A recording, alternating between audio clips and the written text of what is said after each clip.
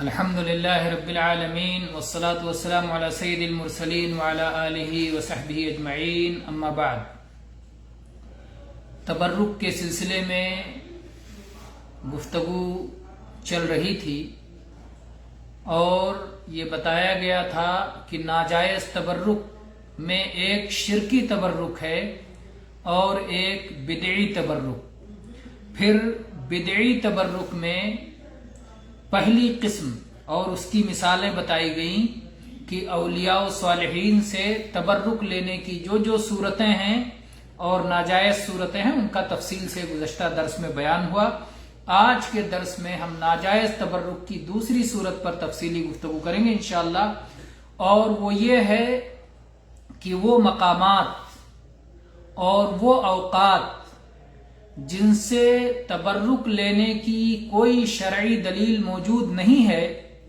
ان اوقات و مقامات سے تبرک لینا بدعت ہے۔ اس کی مثالیں ایسے ہیں جیسے نبی کریم صلی اللہ علیہ وسلم کا اپنی حیات مبارکہ میں کسی مقام سے اتفاقاً گزر ہوا اور وہاں اللہ کے نبی کریم صلی اللہ علیہ وسلم کا مقصود یہ نہیں تھا کہ وہاں جا کر کے آپ 2 رکعتیں پڑھیں، لیکن آپ وہاں سے گزر رہے تھے، صلاح کا وقت ہو گیا اور آپ نے وہاں صلاح پڑھ لی۔ اس لیے نہیں پڑھی کہ اس مقام پہ صلاح پڑھنے کی کوئی مخصوص فضیلت ہے، لیکن اتفاق سے آپ کا گزر وہاں سے ہوا اور وہاں صلاح کا وقت ہو گیا، آپ نے صلاح ادا کر لی۔ اب کوئی شخص اس مقام پہ مسجد بنا لے یا اس مقام پہ جا کے صلاح پڑھے اور یہ سمجھے کہ نبی صلی اللہ علیہ وسلم نے چونکہ یہاں صلاح پڑھی ہے اس لیے یہاں صلاح پڑھنے میں برکت ہے، تو یہ بدعی تبرک کی صورت ہوگی، کیونکہ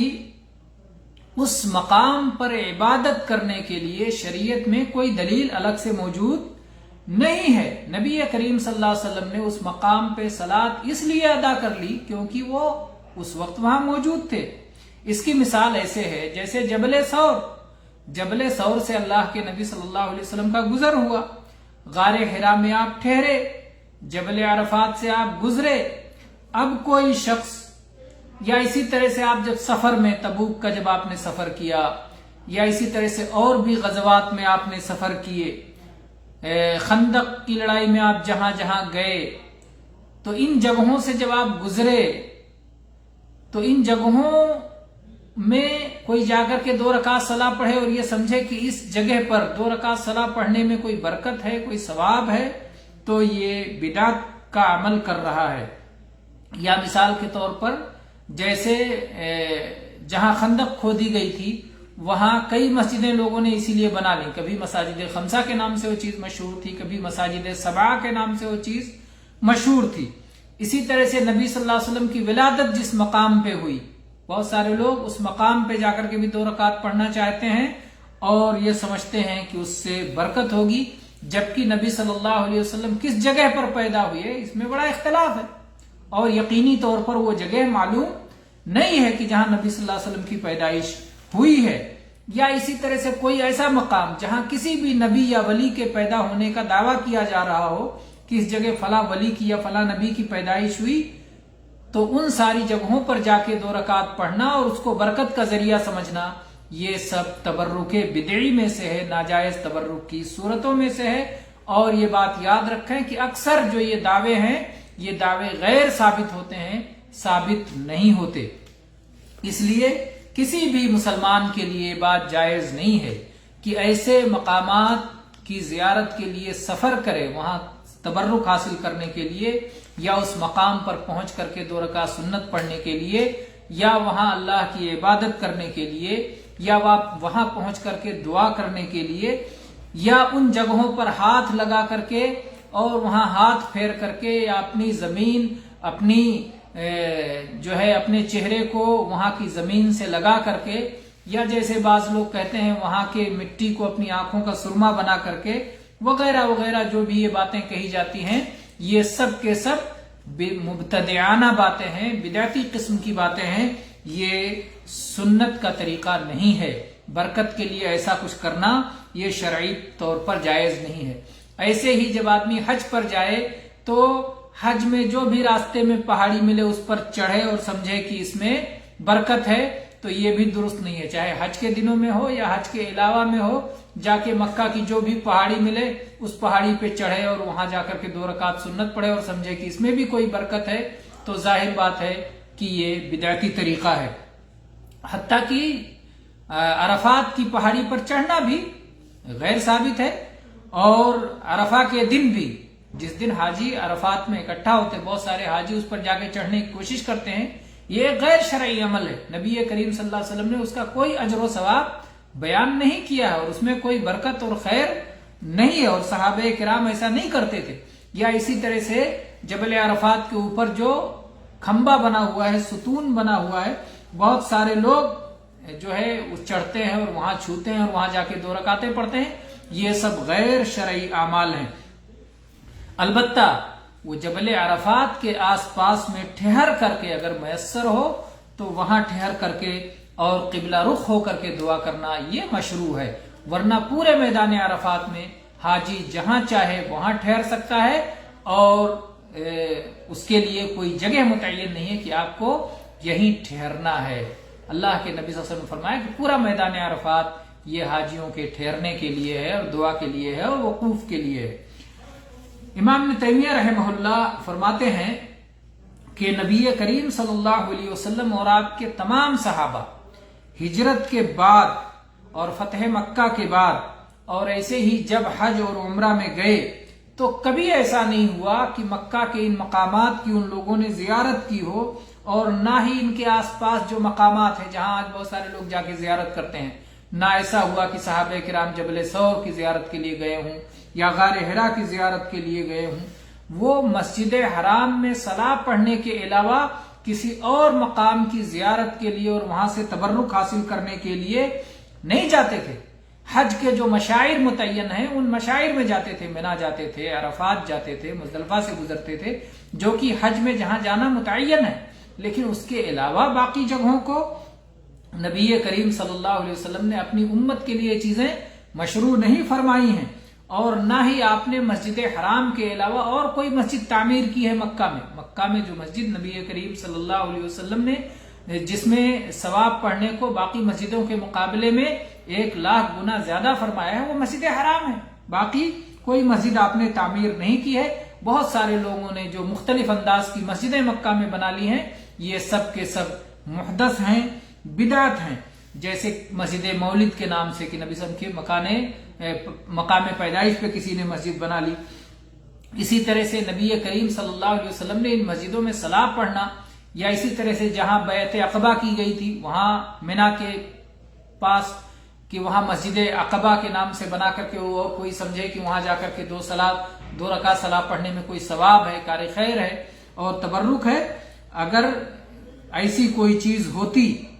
اور یہ مستحب کام ہوتا اور اس پر اللہ تعالیٰ کی طرف سے ثواب ملنے کی امید ہوتی تو نبی کریم صلی اللہ علیہ وسلم کو اس کا علم ہوتا، اور آپ نے اپنے صحابہ کرام کو بتایا ہوتا، اور صحابہ کرام رضی اللہ عنہم بھی اس بات کو جانتے اور اس پر عمل کرتے. صحابہ کرام رضی اللہ عنہم تمام خیر کے اور نیکی کے کاموں میں بڑھ چڑھ کر کے حصہ لیا کرتے تھے. ایسا نہیں ہو سکتا ہے کہ غار ثور کی زیارت میں کوئی نیکی ہو، غار حرا کی زیارت میں کوئی نیکی ہو اور ثواب ہو، اور صحابہ کرام اس سے پیچھے رہ جائیں.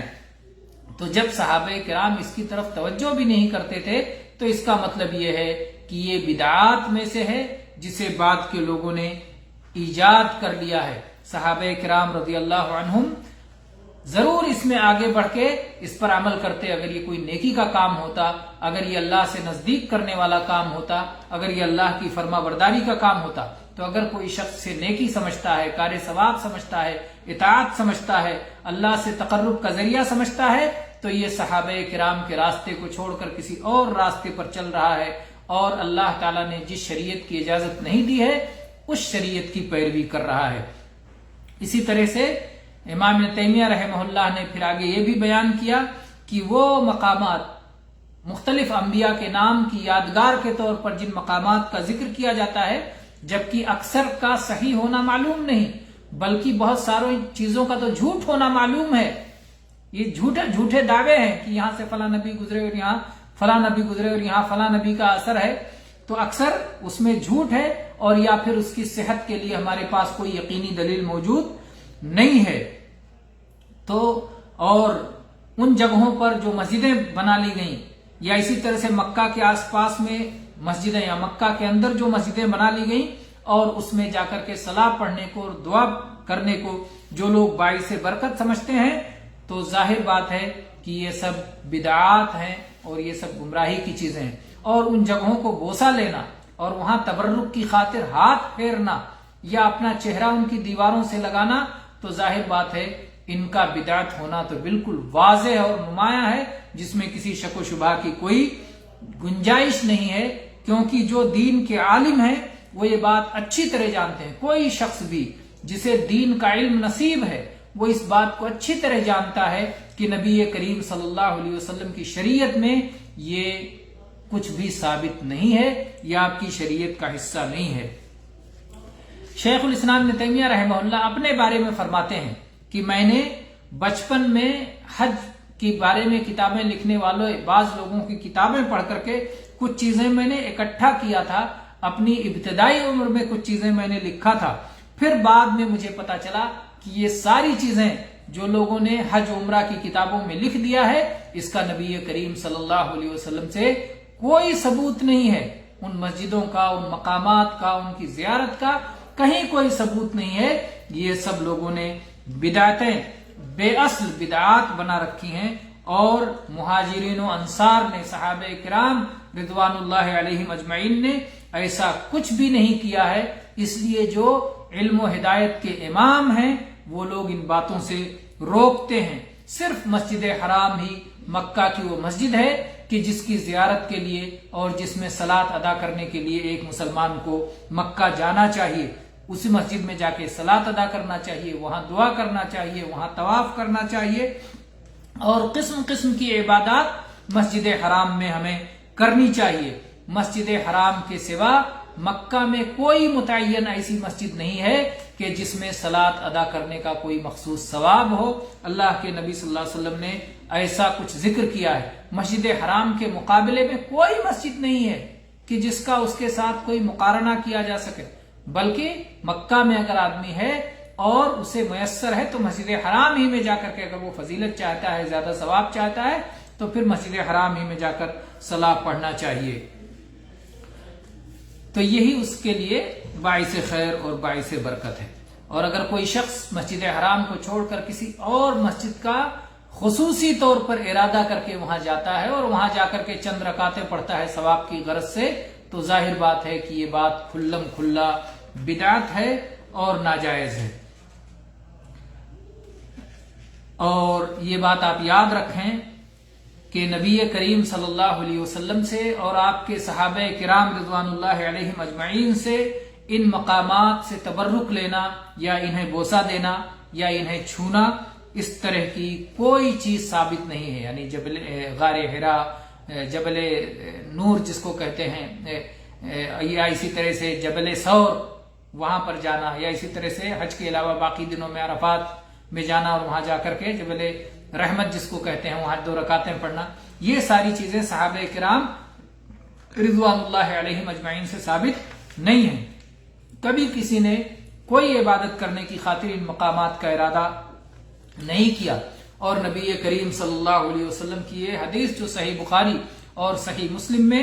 نبی کریم صلی اللہ علیہ وسلم سے ثابت ہے، لا تشد الرحال الا الى 3 مساجد مسجدی ھذا والمسجد الحرام والمسجد الاقصی، کہ 3 مسجدوں کے علاوہ دنیا کے کسی مقام کے لیے اس مقام کو متبرک سمجھ کر کے اور اس مقام میں عبادت کو زیادہ باعث ثواب سمجھ کر کے سفر کرنا جائز اور درست نہیں ہے، سوائے ان 3 مسجدوں کے، ایک مسجد نبوی، دوسرے مسجد حرام اور تیسرے مسجد اقصی۔ یہ بخاری اور مسلم کی صحیح حدیث ہے۔ ایسے ہی عمر ابن خطاب رضی اللہ عنہ جو کہ دوسرے خلیفہ راشد ہیں، جن کی سنت کی پیروی کا ہمیں حکم دیا گیا ہے، ایک بار جب وہ حج سے واپس آ رہے تھے، انہوں نے دیکھا کہ لوگ ایک جگہ خصوصی طور پر جا کر کے ایک مسجد میں صلاۃ ادا کر رہے ہیں۔ تو آپ نے پوچھا کہ یہ کیا ہو رہا ہے؟ تو لوگوں نے بتایا کہ وہ مسجد ہے کہ نبی کریم صلی اللہ علیہ وسلم نے حج میں جاتے ہوئے یہاں پر صلاۃ ادا کی تھی، تو عمر رضی اللہ عنہ نے سختی کے ساتھ اس سے منع فرمایا اور کہا انما اہلک من کان قبلکم انہم اتخذوا آثار انبیائہم بیعا من مر بشیء من هذه المساجد فحضرت الصلاة فلیصلی والا فلیمضی۔ یہ مصنف عبد الرزاق اور اسی طرح سے مصنف ابن ابی شیبہ کی روایت ہے، اور اسی طرح سے ابن وضاح نے اسے روایت کیا ہے، اور یہ امام ابن تیمیہ نے اسے صحیح قرار دیا ہے، اور اسی طرح سے علامہ البانی نے کہا ہے سندہ صحیح علی شرط الشیخین، امام بخاری اور امام مسلم کی شرط کے مطابق اس کی سند صحیح ہے۔ تو امام خلیفہ راشد عمر فاروق رضی اللہ عنہ یہ فرماتے ہیں کہ تم سے پہلے کے لوگ اس لیے ہلاک اور برباد ہو گئے کیونکہ انہوں نے اپنے نبیوں کے آثار اور ان کے نقش قدم پر مسجدیں تعمیر کر لیا، عبادت گاہ بنا لی۔ ان مسجدوں سے کوئی شخص اگر گزرے اور صلاح کا وقت ہو جائے تو صلاح پڑھ لے، ورنہ خاص طور پر صلاح پڑھنے کے لیے وہاں نہ رکے بلکہ چلتا بنے اور اپنی راہ پر چلتا رہے۔ تو یہ خلیفہ راشد ہیں عمر فاروق رضی اللہ عنہ، جن کے بارے میں نبی کریم صلی اللہ علیہ وسلم نے فرمایا ہے کہ ان اللہ جعل الحق علی لسان عمر وقلبہ، اللہ تعالیٰ نے عمر رضی اللہ عنہ کی زبان اور دل پر حق کو جاری کر دیا ہے۔ اور ایسے ہی نبی کریم صلی اللہ علیہ وسلم کا یہ فرمان بھی ثابت ہے اقتدوا بالذین بعدی ابی بکر و عمر، میرے بعد دو افراد ابو بکر اور عمر رضی اللہ عنہما کی اقتدا کرنا۔ اور جو عمر رضی اللہ عنہ نے فرمایا جب لوگ اس مسجد میں جا کر خاص طور پہ صلاح پڑھ رہے تھے اور کہا کہ نبی صلی اللہ علیہ وسلم حج پہ جاتے ہوئے اس مسجد میں آپ نے صلاۃ ادا کی تھی، تو عمر رضی اللہ عنہ نے کیا کہا کہ انبیاء کے آثار کو اپنانے کی وجہ سے، وہاں مسجدیں تعمیر کرنے کی وجہ سے پچھلی امتیں گمراہ ہو گئیں، کیونکہ نبی صلی اللہ علیہ وسلم نے اس کا قصد نہیں کیا تھا۔ آپ جا رہے تھے، صلاح کا وقت ہو گیا، آپ نے وہاں پڑھ لیا، آپ نے اس کی کوئی فضیلت نہیں بتائی، اسے حج کا کوئی شعیرہ نہیں قرار دیا، یہاں اس کا کوئی مخصوص اجر آپ نے نہیں بیان فرمایا۔ تو اس سے معلوم ہوتا ہے کہ وہ مقامات جن سے نبی کریم صلی اللہ علیہ وسلم گزرے اور جہاں پر نبی کریم صلی اللہ علیہ وسلم نے اس مقام کو مقصود بنائے بغیر وہاں پر آپ نے عبادت فرما لی، اس لیے کہ وہاں عبادت کا وقت ہو چکا تھا، ان مسجدوں کا یا ان مقامات کا خصوصی طور پر قصد کرنا اور وہاں جا کر کے عبادت کرنا یہ بدعت ہے۔ اس پر تمام سلف امت متفق ہیں، ان کا اجماع ہے، اور سلف صالحین کے راستے پر جو لوگ چل رہے ہیں ان کا بھی اس پر اجماع ہے، اس لیے کہ یہ سب بے دلیل اور بدعت باتیں ہیں۔ تو آج ہم نے اس پر گفتگو کی کہ وہ اوقات اور مقامات جو کہ نبی کریم صلی اللہ علیہ وسلم سے جن اوقات و مقامات سے تبرک لینا ثابت نہیں ہے ان سے تبرک لینا بدعت ہے۔ انشاءاللہ ہم اگلے درس میں بتائیں گے کہ ان درختوں اور پتھروں اور ستونوں اور کنووں اور چشموں سے تبرک لینا بھی بدعت ہے، جسے بہت سارے لوگ باعث برکت سمجھتے ہیں اور جس سے تبرک لیتے ہیں بے دلیل ہے۔ انشاءاللہ اگلے درس پر اس میں گفتگو کریں گے۔ وآخر دعوانا ان الحمد للہ رب العالمین وصلی اللہ علی نبینا وسلم۔